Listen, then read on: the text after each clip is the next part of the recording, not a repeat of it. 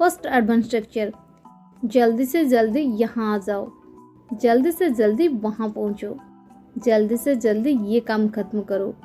Guys, इस प्रकार की छोटी छोटी वाक्यों को हम हिंदी में तो बड़ी आसानी से बोल लेते हैं, बट इसे इंग्लिश में कैसे कहेंगे जहाँ पर हम फ्रेज यूज करते हैं जल्दी से जल्दी। जल्दी से जल्दी इसे हम इंग्लिश में कहते हैं as soon as possible, as soon as possible। चलिए इसका कंप्लीट स्ट्रक्चर देख लेते हैं। पहले आपको लिखना पड़ेगा कंप्लीट सेंटेंस, इसके बाद as soon as possible। चलिए कुछ एग्जांपल्स देखते हैं ताकि आपको और अच्छे से क्लियर हो जाए। जल्दी से जल्दी यहाँ आ जाओ, come here as soon as possible, come here as soon as possible।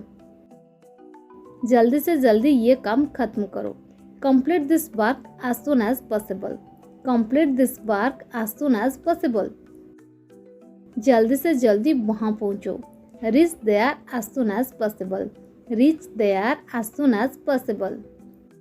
Second urban structure, तुम्हारे बोलने से कुछ नहीं होगा, इन पैसों से कुछ नहीं होगा, वहाँ जाने से कुछ नहीं होगा। गाइज, इस प्रकार के सेंटेंसेस को हम इंग्लिश में कैसे कहेंगे? इस प्रकार के सेंटेंसेस को इंग्लिश में कहने के लिए हमको पहले जानना पड़ेगा कुछ नहीं होगा। इसकी इंग्लिश क्या होती है? कुछ नहीं होगा इसे हम इंग्लिश में कहते हैं nothing will happen, nothing will happen. चलिए इसका कंप्लीट स्ट्रक्चर देख लेते हैं। पहले आपको यूज़ करना पड़ेगा नथिंग विल हैपन, इसके बाद कंप्लीट सेंटेंस।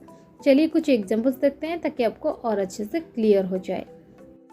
तुम्हारे बोलने से कुछ नहीं होगा, nothing will happen if you speak, nothing will happen if you speak।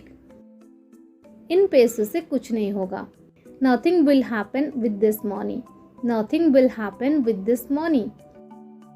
वहाँ जाने से कुछ नहीं होगा, nothing will happen if you go there, nothing will happen if you go there।